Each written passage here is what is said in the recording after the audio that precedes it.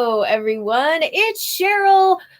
I almost said Sloboda again.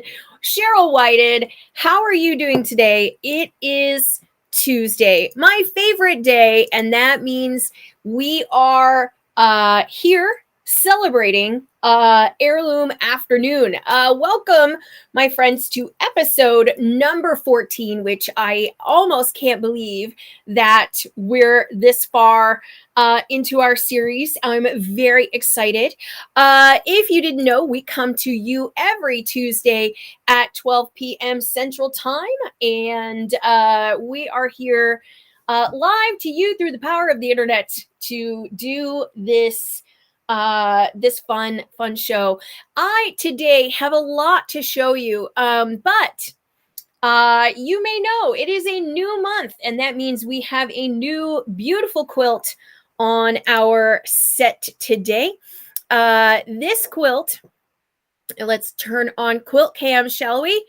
And there we go, quilt cam. So as you can see, this quilt is a double wedding ring. And if it looks familiar to this quilt that's over here, that is because they were actually made by the same person at the same time.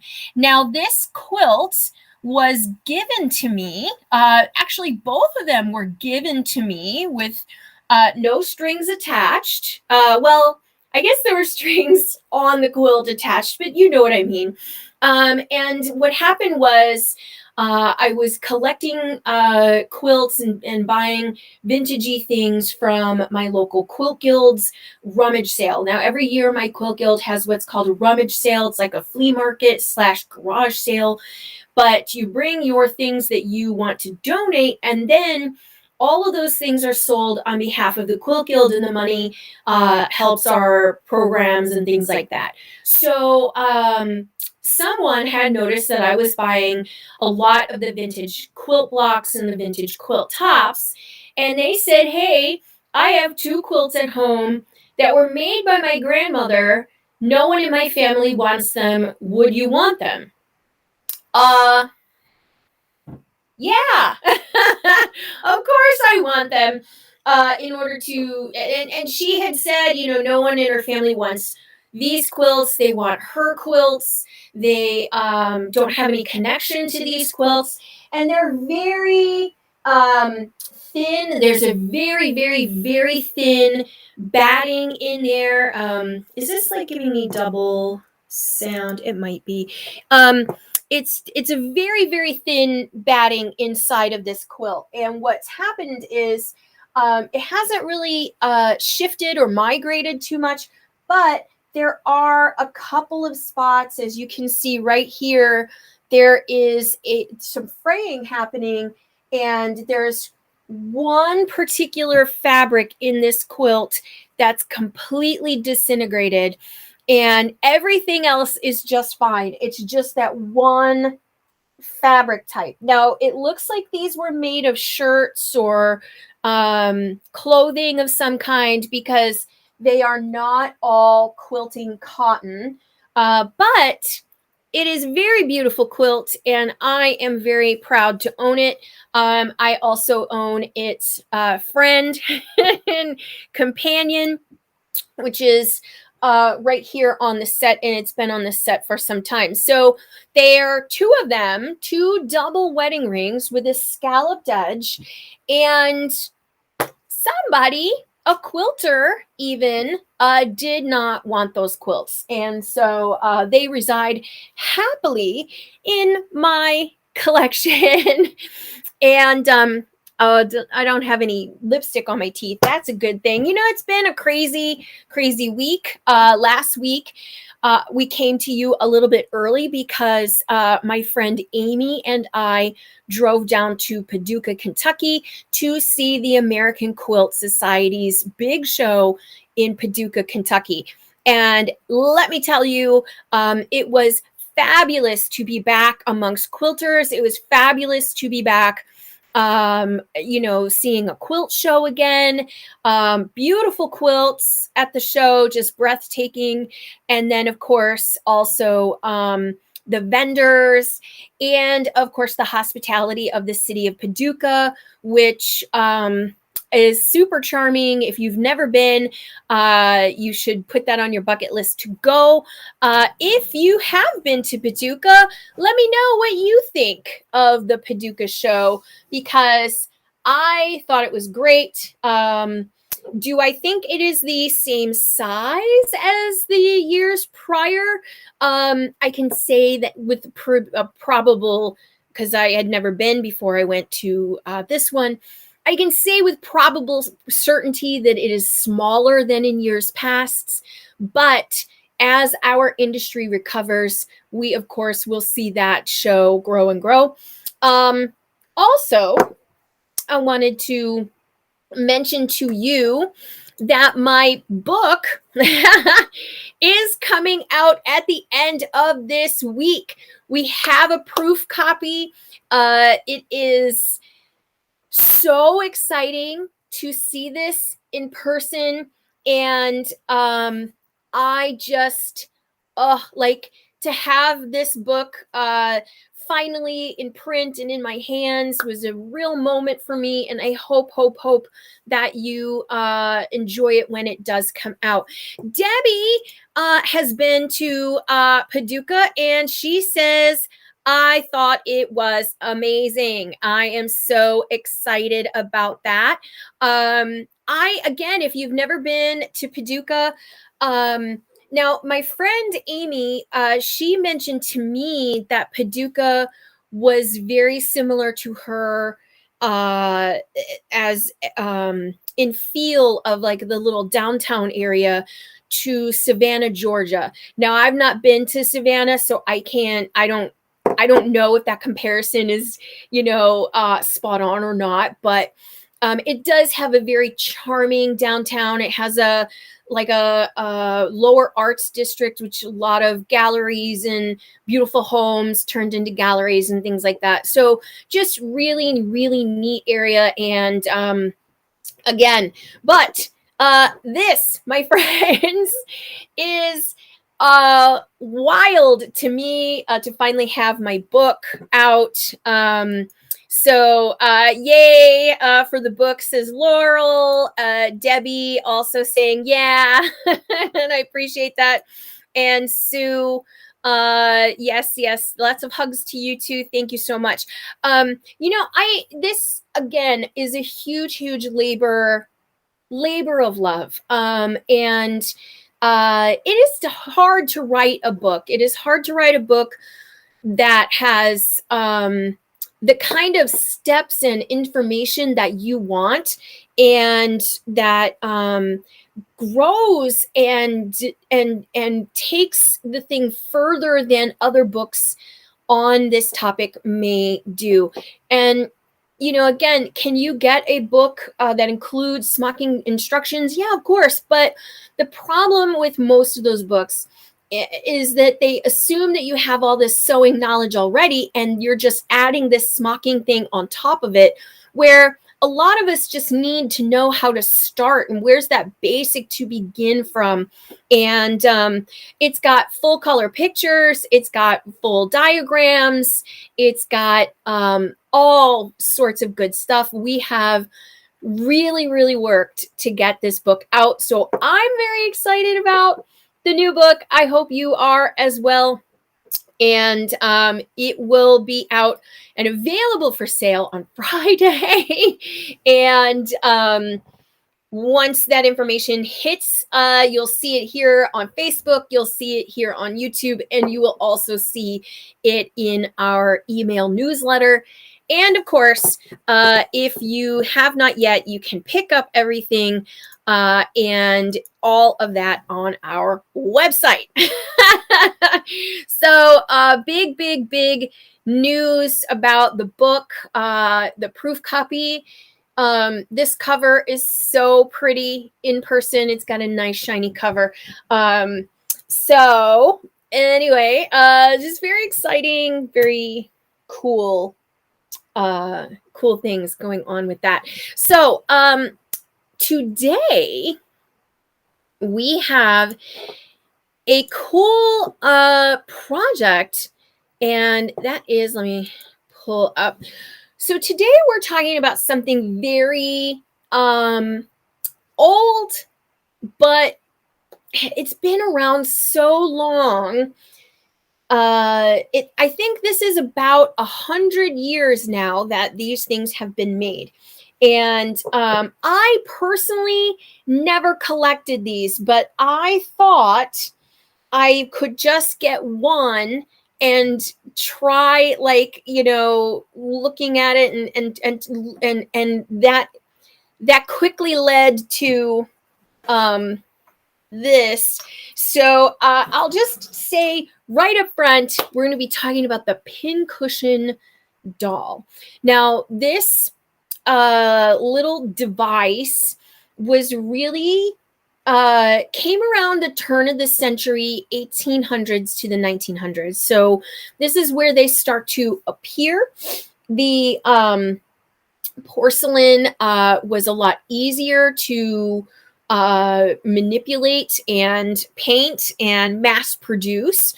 So things like the Pincushion Doll, which this one is on our set. I'm like, I don't know if I disturbed like the dust in this box, but I've got like a little sniffle going on. This one is the one that sits here on our set, and she usually is like up here so you can't see her.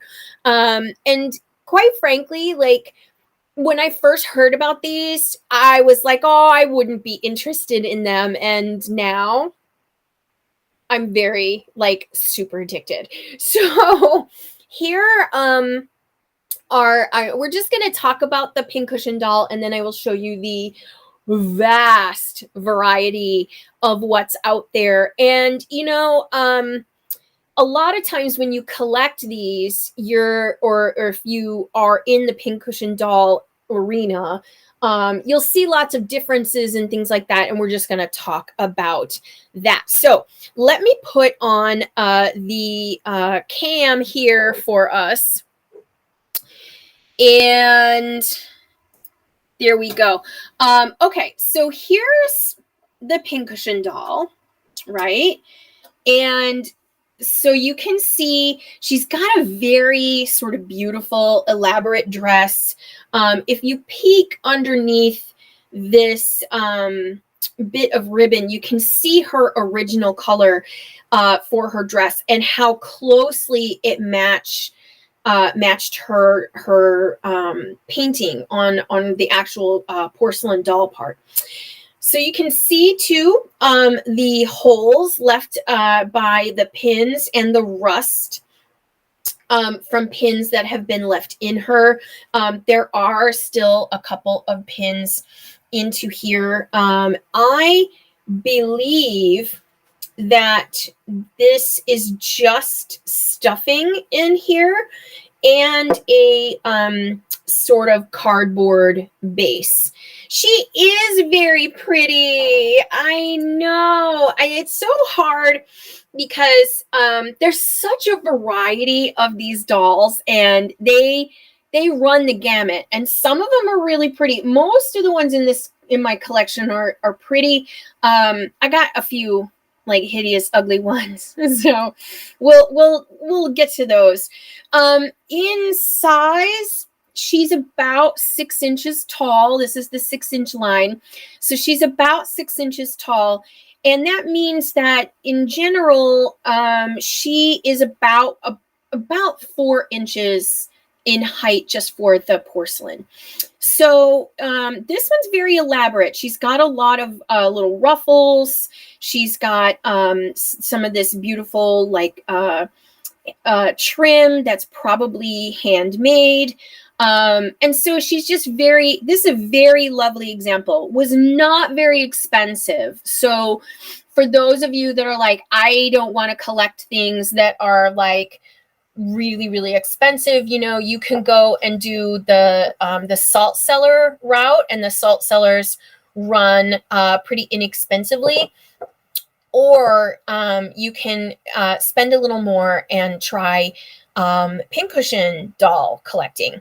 So this is a great example of exactly what she's supposed to be. You know, you've put pins in her.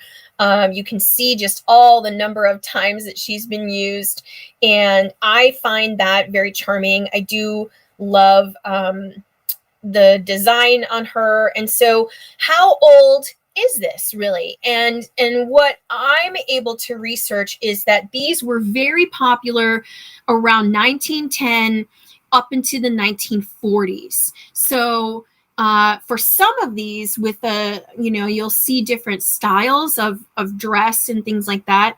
They have it's somewhat easy to date the pieces. So the other things that you're always going to want to look for when it comes to your pincushion doll, you're going to want to make sure that the face is painted nicely, that your paint is not badly or misapplied. And here on her face, you can see just a little bit that the hairline has come down and is like on her actual forehead.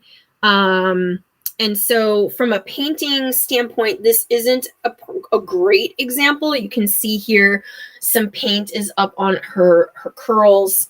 You want to look for there's no chips, no breaking, no crazing or cracking of the glazes. Those are typical things you would look for in any kind of pottery or porcelain, right? So we have this example, and then we have another one, and she's so much tinier. And she is, if she's 3.5 inches tall. And so look, she just, fits just so in my hand. Now this one, she's got more of a 1920s look to her, like a 1920s and 30s era. You can see that she's got a few little flea bites, as they call them. But otherwise, this is where it gets kind of goofy. Her eyes are going in two completely opposite directions, which, you really don't care about for the most part. From here, you can see there's just some regular stitching that just has been sewn around a tube that keeps the dress on. And again, same thing, there's a cardboard bottom. And I can feel this, and I'm almost 100% sure that there is sawdust inside of here. And so, she's been around the block. Now here's the other thing. She is loosely sewn into here, so I can actually turn her around. And I do believe that this is the back, because that's where the seam is. But she's very small, very tiny, so it's a perfect little addition to your sewing table, or your sewing materials display and things like that. Now, I don't necessarily look at her outfit and think that this style of dress suits her very much, but that's neither here nor there. So it's possible that this base is not original, but I know that this base is original. You can see here it's stamped Japan, and on the actual doll itself, if you were to look inside and back behind her, underneath all of this dress, you would see that she is probably stamped Japan on the actual doll itself. Now, you can also tell that from just the type of paint that's been applied. And this is kind of an iridescent, shiny, metallic, sort of opalescent paint on here. And so that means that she's not she's more newer than older. So you've got the older dress style of this one, and you've got like a more modern dress style on this one. So some of the other things, and I'm just going to select a couple of the dolls out of my collection here. Here's one, and she's quite lovely. And I like the ones that have like red hair, kind of like my red hair. So I have quite the collection of those. And then just to show you some of the size differences that are in here. This one, is this my tiniest one? I don't think this one here is my tiniest. I think this one might be. And I mean, these are just really, really small. So take a look at that. Like here's, you know, just to show you some of the size differences that we have here, right? So we've got, you know, this one, which is close to 5 inches tall, this one here. This one has what's called arms away. And arms away mean that the arms are somewhat somewhat removed and separate from the body. Otherwise, they are more close to the body. And so these are harder to find in great condition because always the hands and the fingers can be cracked and so on. So we're looking for a mark on this one, and it doesn't appear to have one. I think this one is also from Japan, but her painting on her face is really lovely. This one also, her painting is really pretty, and you can see I know it's hard to see there, but it does say Germany. So Tracy says that she has 2, and one seems much older, and the other one is now cracked. Oh no. And so you can see here just like the detail on the lace shawl on this one. She's got like this beautiful lace shawl, but the painting doesn't go all the way around to the back. Usually they'll have like a little flower.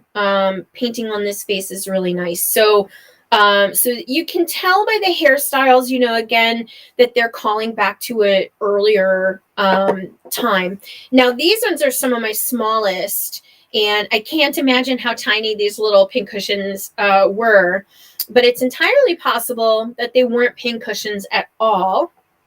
And I will talk about that in a moment.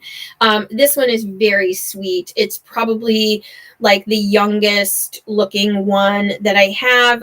She also is stamped here for Germany. The painting is really nice, and her little face is so cute. So these are really, really awesome. Now, they all aren't pincushions. If you find just the doll, it's entirely possible that they were a boudoir set accessory. And let me just move these out of the way, and I will show you what I mean. Here is an example of a half doll attached to a little broom. And you're thinking like, well, what was this little broom used for? So for your clothing in the earlier days, you did not have those sticky rollers to get like the pet hair off of you, or, you know, things to remove all the dander or powder when you're powdering your face. You could use this little broom to brush off your clothing, right? And it would take all the little pet hairs and things like that away. You could also use it to kind of like clean up your little area. So it's a very hard bristle. It's not a soft bristle. So this is not like a makeup tool or anything like that. And they came in lots of different sizes. So here's another one that I got. And just look at the ribbon work on this one. Where the ribbons are, you know, very fancy here. The way they are crisscrossed in the front, you know, in order to keep her attached to the doll. And so Very common to see stuff like this. You can even tell that there were like pictures or images that they would try to do into the whisk broom. So, again, from like, cleaning up your space, keeping threads off of you. Okay, so if you're sewing, you got all those little threads, you can use this and it'll clean up your clothing. So these were very common in your boudoir set, and it would be common for you to have a set of both. So a lot of times they were sold as sets. This one here, this little whisk broom, she would have come with a sort of a matching pincushion doll to keep on your boudoir table. So that is one thing. The other thing is they could have been attached to powder puffs, and they would have been the handle by which that you would take up the powder puff and powder yourself. So if they do look like they are a little bit like too tiny, it would be possible that they were used for that. Tracy says, so cool. They are really fun. And then finding the different types and so on is kind of a thing. And so let's just take a look here at like the box. Let me move some of these out of the way. My brooms, I keep separate, but they do work really well if you have cat hair on you. Ask me how I know. But these two little they are just too adorable. And I mean, just compare them to the size of the normal dolls. They're just teeny, teeny, tiny. Okay, so this one is the biggest one. I would like to turn her into an official doll. So this one, because she's so big, probably wasn't a pincushion and probably wasn't a whisk broom. She is probably what's called a pillow doll. Now, a pillow doll is a doll, half doll like this, with a completely created skirt that would somewhat look like a pillow. And that pillow then, that doll, the whole thing would be put on your bed as a decoration. And so you would have either crocheted or embroidered or whatever, this beautiful large skirt. And then you would have placed this doll up amongst your pillows on your bed. So that would be the reason for the difference in size of this doll versus this doll. And if it looks too big, it may be because it is not meant for pincushions at all. When you look at this fairly large pincushion and compare the two dolls, there's just no comparison as to how big this pincushion would have to be for it to be an actual pincushion doll. So you can still collect it and you can still make pincushions out of it. So that's entirely possible too. So don't get discouraged if you find something and then you discover later that it wasn't an actual pincushion doll. You could make the skirt however you want, and make a pincushion the size of whatever you want. So don't let that discourage you from making the pincushion doll. So here is my rather giant Boxo collection, and this is not my favorite ideal way of collecting them and leaving them in this box. You're probably mortified, and I am too.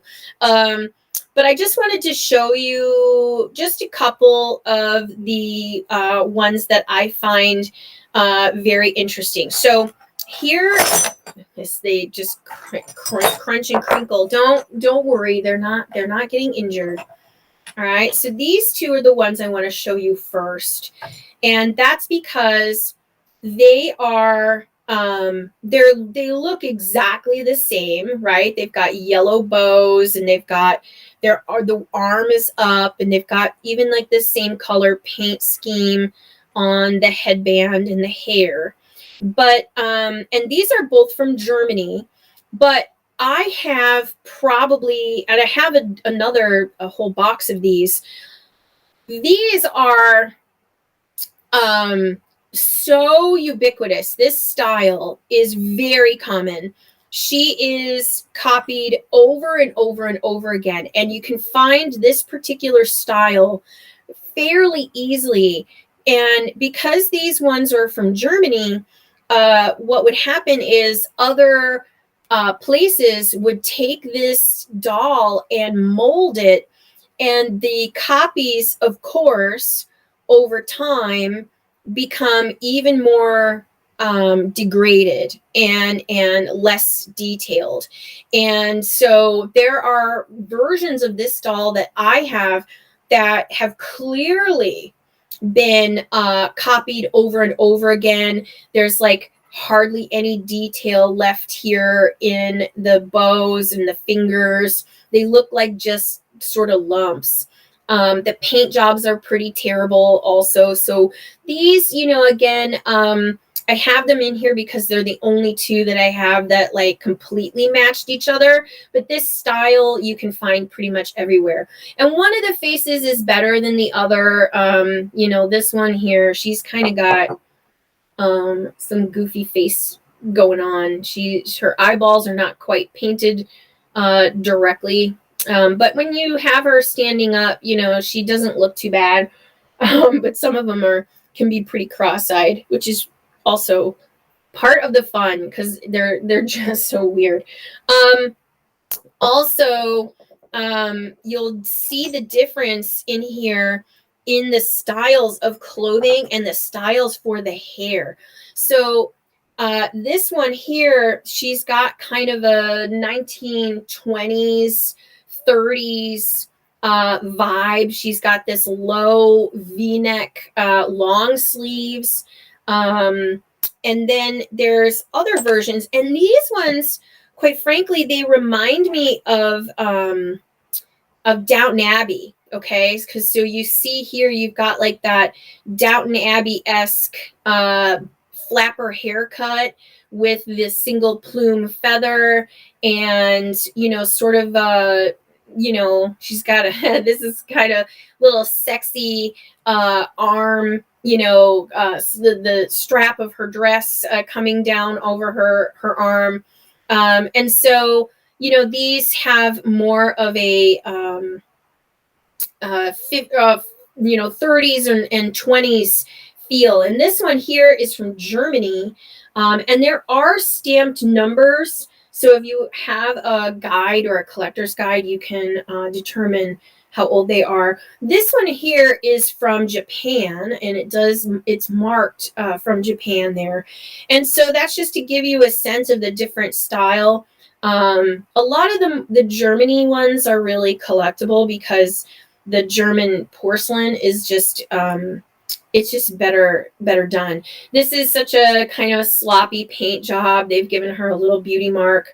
But then, over on this one, there's paint, like a couple paint misapplications and things like that. So you just have to determine like what you can live with in your doll. Now, this one, she is also like very flapperish, but you can tell too that she's got that shimmery paint on her.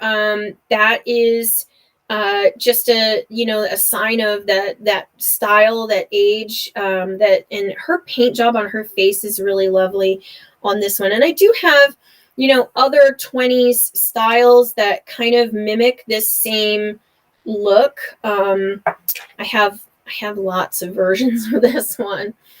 And then let me just find, here she is. Okay, so here's another like 20s doll. She gives me that like Edith Crawley sort of look, but again, Notice their arms are not out and sticking away from the body. They're very close together. And that's going to be because that causes less breakage. And so this one is from Japan, but you've got these little yin-yang paint dress applications, which is really sweet. Okay, so where is she? Trying not to disturb the pile too much. This one is probably much later in that, and you can tell that from the hairstyle. You've got like those victory rolls. Those hairstyle is much later, probably 40s or 50s. This one is marked from occupied Japan. So that also tells you the age of this particular piece. So again, they were very popular, but they also, can be, they went up into the 40s and the 50s. So we've got a couple weird ones. This one, she has like a fur stole, which I was like, ew, that's kind of gross. This one, and I have this little frozen Charlotte Cupid doll kind of thing here. I don't know why she's living in this box. There's her arms. This one here, these two totally give me a vibe of Cinderella's sisters. And so you've got like this whole Drusilla feel going on to these two. I just found them very funny with their fans. And so they're waiting for the prince, these two. And I eventually want to make bases and pincushion bases for a lot of these. Now, there are a few where their arms are out, and so this gets really challenging to find them where they're not broken. I do have a lot of them in bunches of different, array of style, and arms and away and close, and not all of them are in perfect condition, and that's okay. I'm saving them from the scrap heap. Here's another one. She's got very like a ballerina look to her, with her arms on her head. I think that would be very cute with like a tutu style, thing here. And then, so then this one feels like a very high quality one to me. This one as well. They're just a little nicer. Their paint jobs are a little nicer. But you can see that the style of like that sighing, painted lady. Both of these are German. And you would buy, the company making the pincushion parts would have, had would buy it by the number, and the number is right here on the bottom. And there are guides that you can buy for identification and value and things like that. I just buy what I like, and I buy the faces, that are painted nicely. So I've got another couple here. Here's another one that's very nicely painted, and it's called, she's nude. So she's one of my only nude ones. And she does not have a dress. So what you would have to do is like take ribbon and sort of come up on the doll and have a ribbon covering her naughty bits. So what else? All right, so I'm going to move these away. Here's another 20s style with those big, big, big floofy shoulders. So crazy. And I'm just going to lay these down so I can move this. All right. So I have one more. Oh, have you found most of your collection online or in person at yard sales? Most of these came from, occasionally I buy them online, which is what I'm going to show you here. I bought one on eBay. And sometimes when I'm at an antique shop, you can find them. I found the broom doll at a antique shop. I found this one at an antique shop. So it really just depends. And the price range is normally around like about 20 bucks. So, you know, that's the prices that I'm seeing here in Illinois. Your mileage may vary. Okay. So here is this doll that I bought, and she is kind of a hot mess, but there's a reason, and you can kind of see it already. And that is because she has legs. Lieutenant Dan, you got legs. She got magic legs. She's got legs. And so what do we have here? Now, first of all, this pincushion bottom is not original. She is been redone somehow. Someone has wrapped this up in you know, oh, she is lovely. I like her. I like her little green dress. Again, her paint's not great, and I probably need to clean her nose to see if I can get that black mark to come off there. But she is cute, and she came with legs. Now the legs, and this is not my only pair of legs.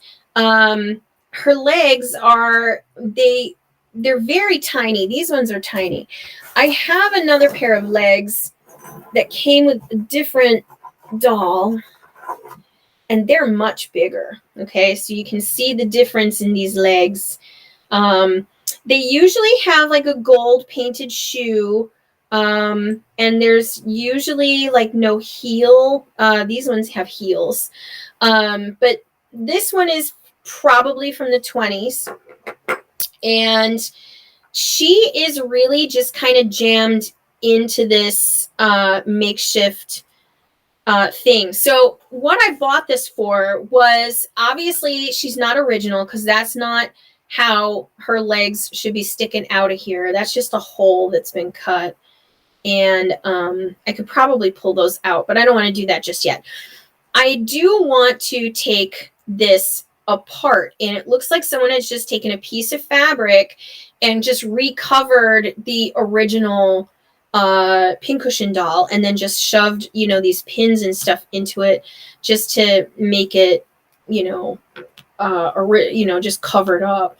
Now these pins are rusted into place, and so let's talk about what's in here. This one isn't, and this one isn't.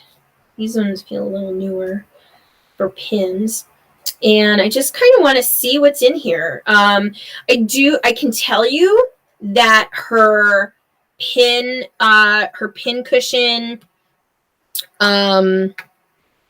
she is probably stuffed with sawdust. It feels like sawdust in there, and actually some of it's coming out. You can kind of see their little brown flakes. So that's sawdust in there. And like, I think this was just a piece of fabric that was just wrapped onto this doll. And oh, here's a pin that's kind of hiding under here. There we go. And it's a bent pin. And it's just, we're just going to take those out. And you're probably thinking like, oh my God, you're ruining her. No, you know, this is not original to her. And I would like to give her a pretty little green dress, you know.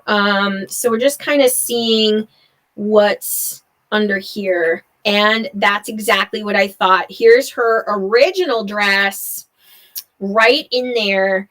And you can see the original stuffing and so on. And so let's continue to take the pins out. Ooh, these are really stuck in there.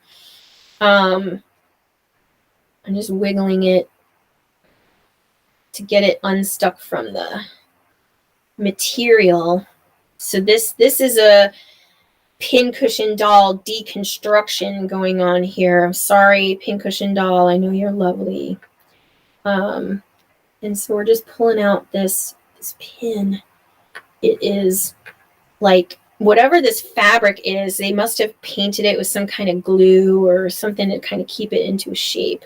But it is not, this is not original, this piece of fabric here. And it's got a bunch of pins in it to keep it on, but that's not what we're hoping for. We're hoping to see her original dress underneath all of this. My friends, don't save your bent pins. Just toss them in the trash. Pins, I don't know if anybody told you, but they're still making pins. You can still buy them. You don't need to save that bent pin anymore. No one is going to call the pin police that you threw pins in the garbage. It's okay. Pins are allowed to be used up. All right, so we have like a little cotton ball. It looks like they tried to use this little cotton ball to stuff out the parts that were missing. From her. But please, please, please buy yourself some new pins. If you have pins that are not sharp and, gross, treat yourself. Get yourself some new pins. All right, so here's the dress. And you can see that her legs, kind of just stick out. And she was like, it's like she's sitting on a cushion. And she's got this like cotton ball that's sort of stuffed here to give her some additional sag. There's been some loss of the original pincushion material in here. So this is, like I said, this is sawdust inside of here. And I broke my nail pulling on those pins. And if we look underneath here, let's pull out this last pin. I want to see if there's a mark on the bottom. It's probably from Japan. And I would say that she's probably from the 1920s. So that means, my friends, that this little lady here is almost 100 years old. Yeah. Yep. Made in Japan right there. It doesn't have the other letters other than PAN, but that's Japan. You can see the sawdust inside here. That's just crumbling apart from her. So somebody was trying to preserve her with this little piece of fabric and to save her from falling too much apart. And as you can see, her Lieutenant Dan legs came apart here. And she's full of sawdust in there. So pretty simple to put her back together. We probably will try to make a new skirt to make it look like she is sitting on like a little cushion. So I think that would be really cute. I don't think that the skirt is totally out of proportion. So I think it's pretty lovely. For what she is, right? I mean, this is, again, it's close to 100 years old. So, it's if I were 100 years old and someone had just put me back together with a piece of fabric. And this is a nice piece of fabric. It looks like some kind of rayon, material. Somebody probably had this little scrap, saved up. It looks like it might have been part of a scarf because it's got this hemmed edge to the one side. And then it's been cut, into pieces. So it's not a full scarf piece anymore. But this one, I picked her up for not a whole lot. I think I paid like $10 or so for her on eBay. And I immediately knew that I wanted to take her apart in order to see how this was all structured. Because my other ones, I don't want to quite take apart because they're still in good condition. Right? So like this one here, she's still in good condition. I don't want to open up that dress, even though I can feel the the sawdust in that one too. So, there's a lot that we still have to do for this doll. And I thought what would be cute is to work through how we would make a base for your pincushion dolls. And then work through making a pincushion base for your pincushion dolls, because you can find these kinds a lot of places. So, how is it that you would go ahead and finish her and then use her, right? You can have her, her body and her pincushion, and use it and actually have it be a decorative and useful piece, but also a historic and darn near 100-year-old piece.